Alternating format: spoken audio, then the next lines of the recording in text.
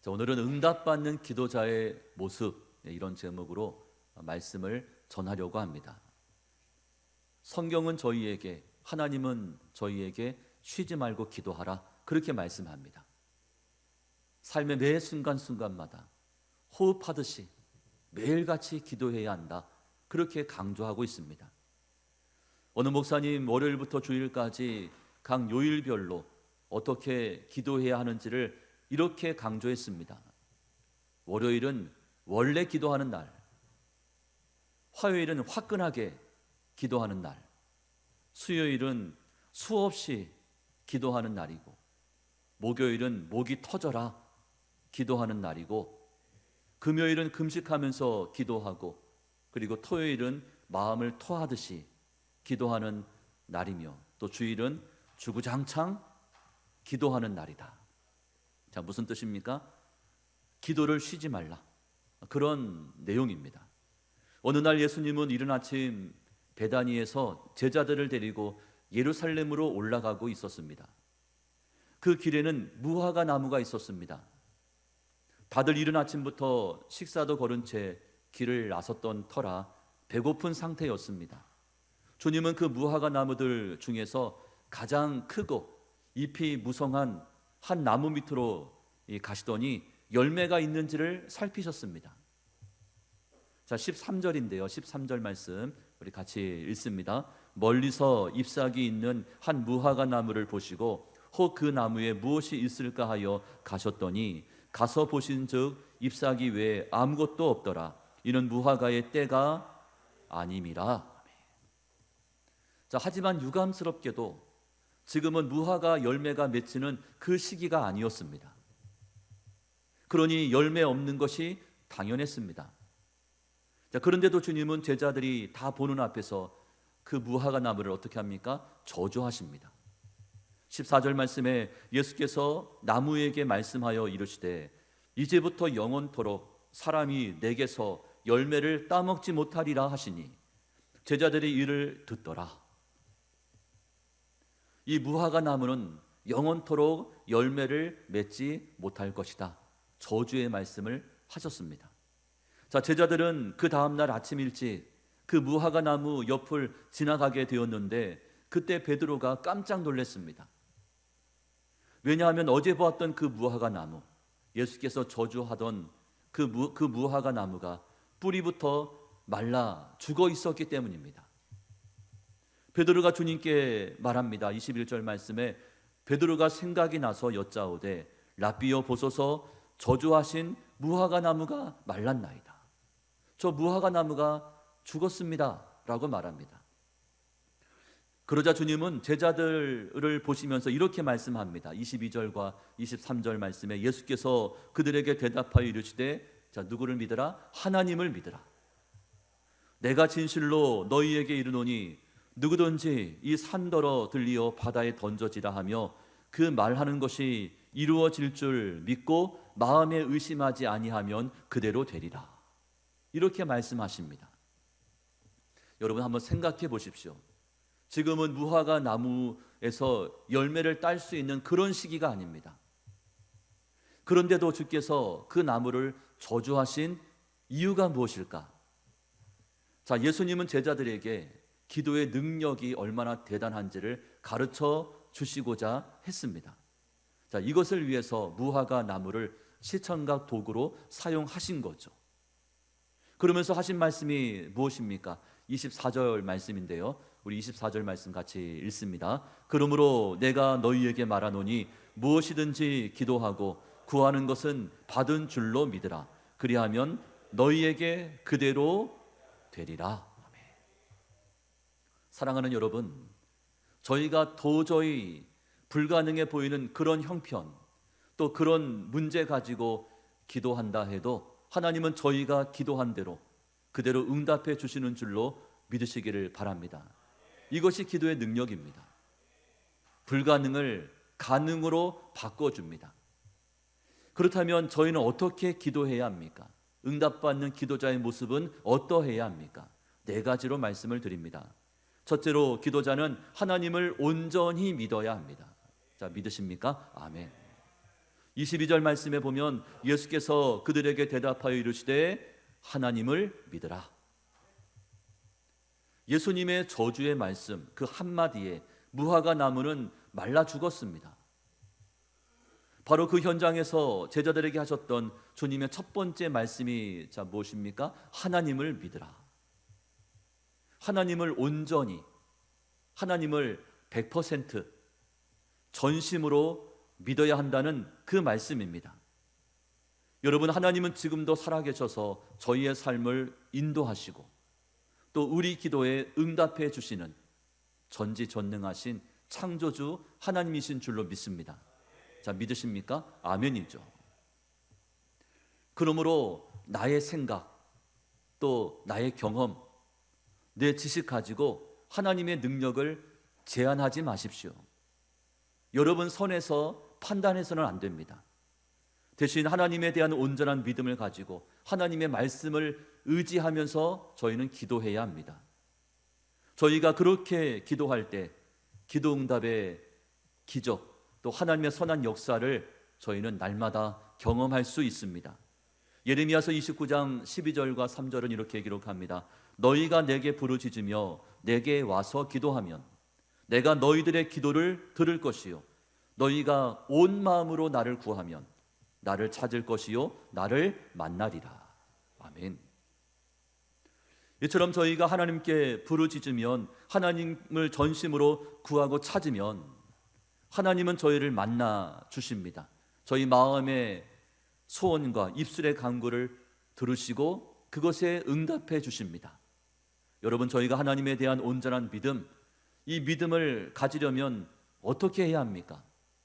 로마서 10장에 이렇게 말씀합니다.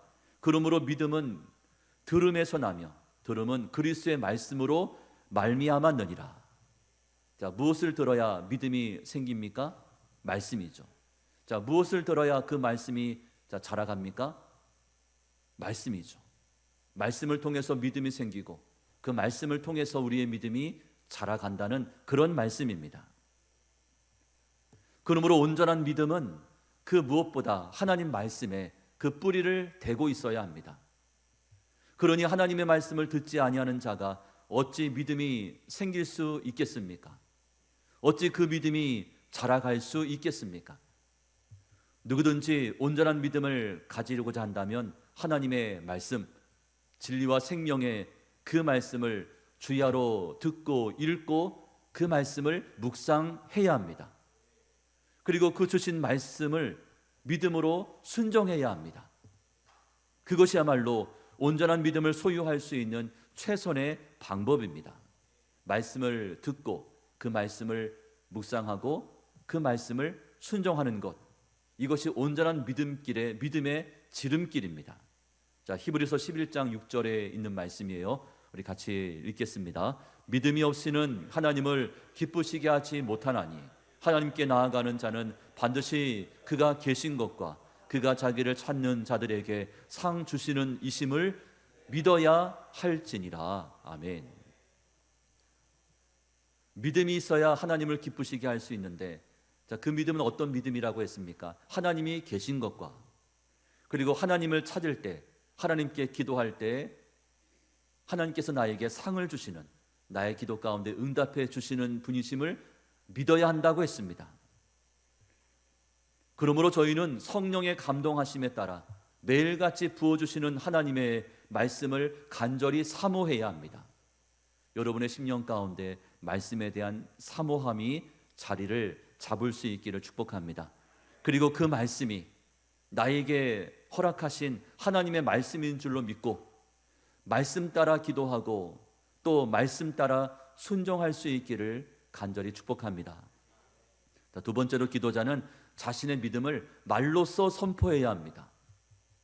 23절 말씀에 기록합니다. 내가 진실로 너희에게 이르노니 누구든지 이 산더러 들리어 바다에 던져지라 하며 그 말하는 것이 이루어질 줄 믿고 마음에 의심하지 아니하면 그대로 되리라.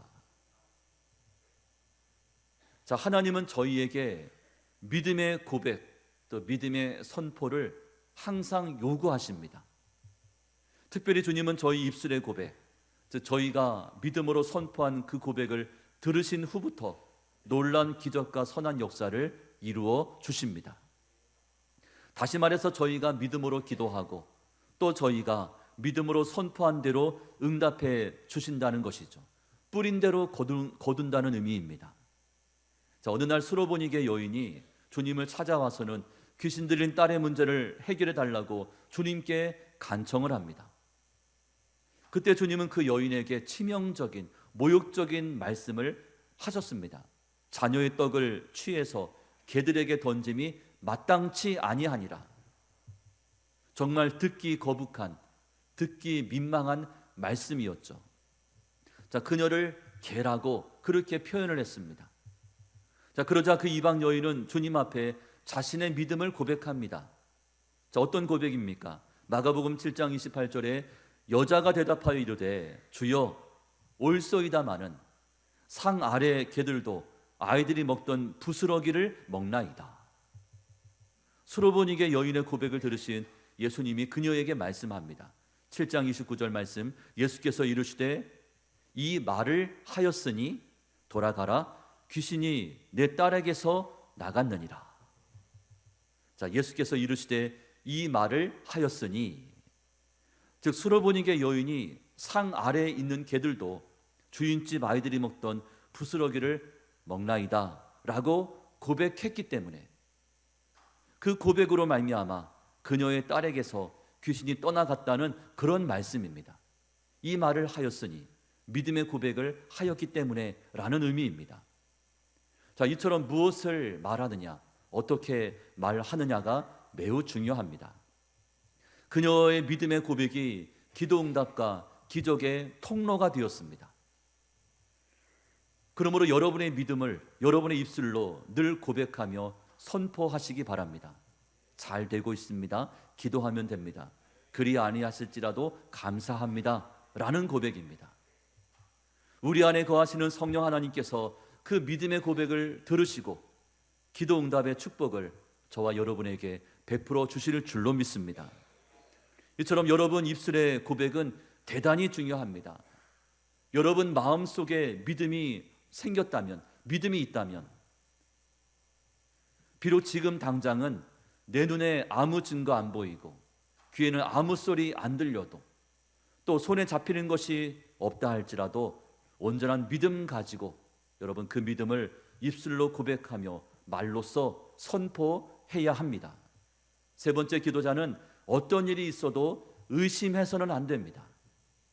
23절 하반절 말씀에 그 말하는 것이 이루어질 줄 믿고 마음에 의심하지 않으면 그대로 되리라. 어떻게 하면 그대로 된다고 했습니까? 그 마음에 의심하지 않으면 그대로 되리라.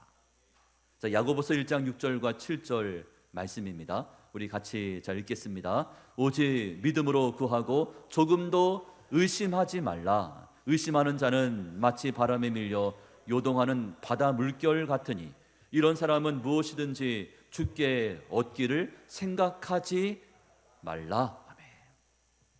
여러분, 믿음의 반대말이 의심입니다. 그러니까 의심하는 사람은 믿음이 없다는 거예요. 믿음이 적다는 것이죠. 자, 나의 입술로 믿음을 고백하고 선포했지만 저희는 여전히 연약한 인생인지라 그 마음속에 자꾸만 뭐가 생깁니까? 의심이 생깁니다. 자, 뭐가 자랍니까? 의심의 잡초가 우리 안에서 자랍니다. 의심의 안개가 저희의 눈을 가립니다. 그래서 우리 마음을 송두리째 흔들어 놓습니다. 안 될지도 몰라. 불가능한 일이야. 할 수 없어. 부정적인 말을 쏟아냅니다. 안 된다는 거죠. 할 수 없다는 것입니다. 부정적인 생각을 하면서 원망과 불평을 늘어놓습니다. 여러분, 그렇게 되면 말 한 대로 이루어지기 때문에 하나님의 응답은 그 의심이 거칠 때까지 지연될 수밖에 없습니다. 뿌린 대로 거두는 것입니다. 그러므로 부정적인 생각, 부정적인 말은 금해야 합니다. 요한복음 14장 12절 말씀에 내가 진실로 진실로 너희에게 이르노니 나를 믿는 자는 내가 하는 일을 그도 할 것이요 또한 그보다 큰 일도 하리니 이는 내가 아버지께로 감이라. 자, 무슨 말씀입니까? 예수 믿는 자는 주께서 행하신 일을 그도 할 수 있고 그보다 더 큰 일도 행할 수 있다는 말씀입니다. 자, 무엇 때문에? 믿음이 있기 때문에. 저와 여러분에도 이 믿음이 있지 않습니까? 그 믿음이 있으면 이같이 할 수 있다는 그런 말씀입니다. 그러므로 저희는 마음을 강하게 해야 합니다. 마음이 담대해져야 합니다. 믿음으로 고백하며 선포한 대로 반드시 이루어질 것을 믿어야 합니다. 자, 믿으십니까? 아멘. 24절 말씀에 내가 너희에게 말하노니 무엇이든지 기도하고 구하는 것은 받은 줄로 믿으라. 그리하면 너희에게 그대로 되리라. 지금은 받지 않았지만 받은 줄로 믿으라고 했습니다. 여러분, 저희에게 의심이 찾아오면 우리 마음은 쪼개지고 두 마음을 품게 됩니다. 의심의 마음과 믿음의 마음이 우리 안에 공존합니다. 하지만 우리 하나님, 죽은 자를 살리시고 또 없는 것을 있는 것처럼 만들어 가시는 하나님이시기 때문에 자, 그분의 약속의 말씀을 믿고 저희는 따라가야 합니다. 그리고 아직 손에 쥔 것이 없어도 벌써 주셨다고, 이미 받았다고 생각해야 합니다. 아, 벌써 주셨구나. 아, 이미 받았구나. 나는 이미 치료 받았어. 나는 이미 기도 응답을 받았어 라고 믿는 것입니다. 기도하면서 그 마음을 가지고 기도하는 거예요. 아, 이미 고침 받았구나. 아, 이미 문제가 해결됐구나. 이것이 우리의 기도의 자세입니다.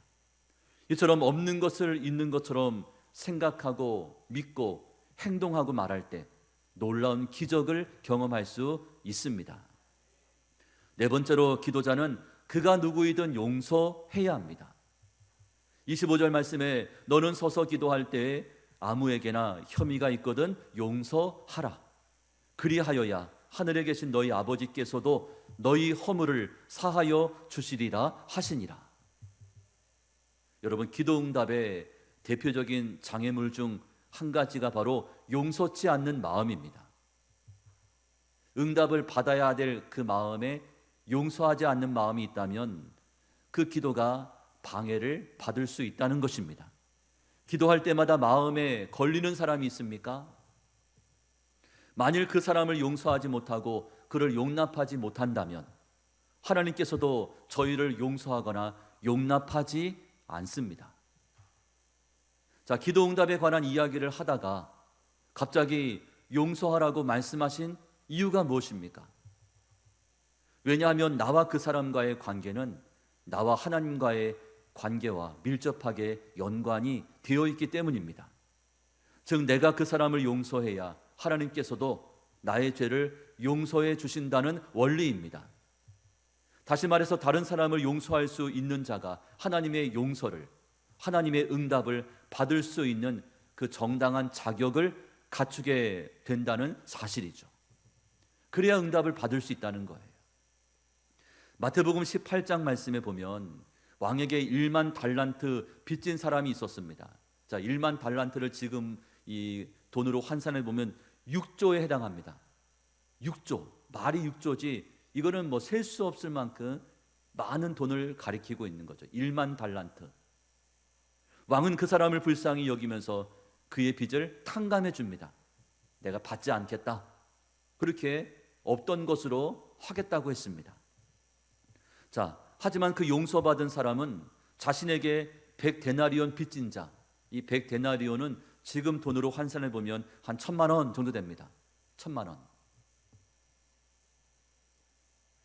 자, 100데나리온 빚진 자를 용서해 주지 않았습니다. 그가 빚을 갚지 않자 그를 잡아다가 감옥에 가둬버렸습니다. 갚으라는 거죠. 1,000만 원 내놔라, 그겁니다. 자, 그러자 왕은 이 사실을 알고 그 배은망덕한 자가 1만 달란트의 빚을 다 갚을 때까지 감옥에 쳐넣었습니다. 여러분 6조를 탕감받았습니다. 그러면 1,000만 원, 그 사람의 형편이 되는데도 안 갚으면 받아야 되겠지만은 갚을 능력이 안 되는 거예요. 상황이 안 됩니다. 그러면 6조 탕감받았으면 1,000만 원, 여러분 얼마든지 탕감해 줄 수 있지 않겠습니까? 마태복음 18장 33절과 35절입니다. 우리 같이 읽습니다. 내가 너를 불쌍히 여김과 같이 너도 내 동료를 불쌍히 여김이 마땅하지 아니하냐? 너희가 각각 마음으로부터 형제를 용서하지 아니하면 나의 하늘 아버지께서도 너희에게 이와 같이 하시리라. 아멘. 여러분 중요한 말씀입니다. 그리고 주님은 마태복음 5장에서 용서가 예배보다 훨씬 더 중요하다고 말씀하십니다. 자, 5장 23절과 4절 말씀에 그러므로 예물을 제단에 드리려다가 거기서 내 형제에게 원망 들을 만한 일이 있는 것이 생각나거든 예물을 제단 앞에 두고 먼저 가서 형제와 화목하고 그 후에 와서 예물을 드리라. 이 말씀에 보면 예배를 드리고 나서 그 형제를 찾아가라고 말씀하지 않았습니다. 예물을 제단 앞에 두고 먼저 그에게 찾아가서 서로 화해하고 화목하고 용서한 후에 그 다음에 다시 와서 예배를 드려야 한다고 말씀합니다. 자, 저희는 하나님께 거저 용서받은 죄인이기 때문에 그만큼 용서가 중요한 문제입니다. 여러분 가까운 사람을 용서하지 못한 채 분노의 감정으로 그 사람을 대하고 있지는 않습니까? 용서가 안 됩니다. 용서할 수 없습니다. 그를 볼 때마다 화가 치밀어 오릅니다. 혹시 그런 감정을 지금도 가지고 있지는 않습니까? 이것이 내 인생을 멍들게 합니다. 용서하지 못하는 자가 더 힘든 삶을 살게 됩니다. 기쁨이 없습니다. 나의 죄 또한 하나님께 용서받을 수 없기 때문에 그의 죄는 계속해서 쌓여만 가니 어찌 기쁨이 있을 수 있겠습니까? 여러분 심령 속에 용서의 강물이 이같이 흘러가야 하는 줄로 믿습니다. 그래서 여러분에게 죄사함과 용서의 축복 그리고 기도응답의 축복이 차고 넘치기를 간절히 소망합니다. 이제 말씀을 맺습니다. 여러분 기도가 어렵게 느껴지는 것은 저희가 기도하지 않는 것은 기도응답에 대한 확신 그 믿음이 없기 때문입니다. 그러나 하나님께 기도하면 하나님은 저희 기도 가운데 반드시 응답해 주시는 줄로 믿습니다. 여러분 저희가 기도하면 하나님께서 응답하십니까? 아멘. 여러분 기도하면 하나님이 응답하셨습니까? 아멘. 근데 왜 지금은 기도하지 않습니까? 여러분 제가 이 교회 부임하고 이제 8년째 맞이했는데 7년 동안 기도하면서 여러분 이 교회 여러 가지 기도했던 제목들 응답되지 않은 것이 없습니다. 도저히 길이 보이지 않았는데 지나고 보니까 이미 해결되어 있는 거죠. 앞길이 막막했는데 지나고 보니까 하나님께서 돕는 자를 붙이시고 환경을 바꿔주셔서 그 길을 새로 만들어주시고 불가능을 가능케 하시는 것들을 7년째 경험해 왔습니다. 그러면 앞으로도 마찬가지로 하나님께서 이같이 기도응답을 하시겠구나 그 마음이 왜 들지 않겠습니까? 기도하면 응답을 하십니다. 저희가 어떻게 기도해야 기도한 대로 응답을 받을 수 있습니까? 응답받는 기도자의 모습은 어떠해야 합니까? 4가지를 말씀을 드렸죠. 우리 화면에 한번 띄워주시겠습니까? 제가 첫째 기도자는 까지 읽으면 나머지 뒷부분을 읽어주시면 됩니다. 첫째 기도자는, 둘째 기도자는, 셋째 기도자는,